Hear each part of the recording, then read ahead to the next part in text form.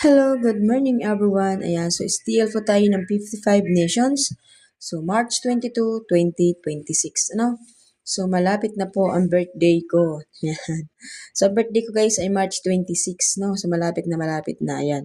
So yung sumada natin for today is Sorsogon, Batangas, Rizal.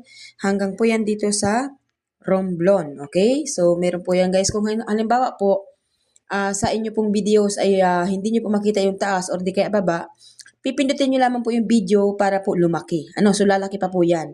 And then, kapag maliliit naman po yung sulat ko na hindi nyo po masyadong maintindihan or mabasa, picturean nyo po, screenshot nyo, tapos palakihin nyo na lang po at makikita nyo po yan. Ano? So, ganoon lang po yung diskarte para makita yung mga numero.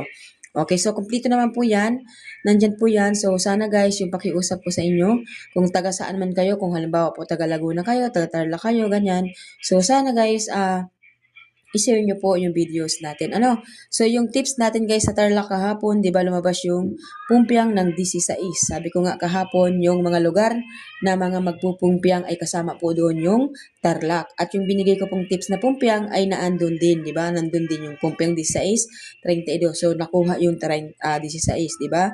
So, sayang kung hindi nyo po yung natamaan, no? So, meron din po nga naghingi sa akin ng sumada ng STL po ng Isabela, pero hindi naman po tinayaan. Ano? So, pero nagbigay pa rin po tayo ng tips for Isabela, last chance. Ano? Pag hindi pa rin po tinayaan, bahala kayo guys, hindi na po ako ulit sa inyo magbibigay ng sumada sa Isabela. No, baka, isang linggo na naman tayo guys hindi magbigay niyan. Kaya dapat kapag meron po nakalagay dyan, ay tatayaan po agad-agad, okay? So, dito po guys sa kabila, meron po tayong Pateros, Negros Occidental hanggang po dyan sa Quezon City. So, bali kasi guys, dito kung makapansin nyo guys, yung Batangas ko guys ay doble yung sumada, no? Pero magkaiba po sila guys ng sumada, yung STL ng Batangas. Ayan, oh. Magkaiba. Yung pinagkaano lang guys nila ay yung 8. Yun lang ata pinagkapareho dito. 8.24. Ayan. So, 8.24. Ayun. So, yung dalawa ay hindi. So, pwede nyo po siyang guys isama. Kasi po, nasumada ko rin siya. Doon kasi guys sa ligaw na kopya, meron pa pong ulit na Batangas. Kaya nadubli ko siya. Ano?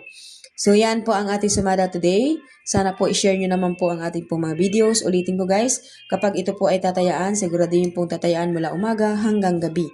Okay? Sa mga gusto pong mag-alaga, alagaan nyo po ang numero nito hanggang po ng 3 days.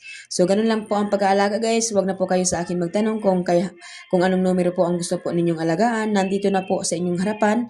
Alagaan nyo po kung nais po ninyong alagaan. Good luck everyone. Please like and share. Bye!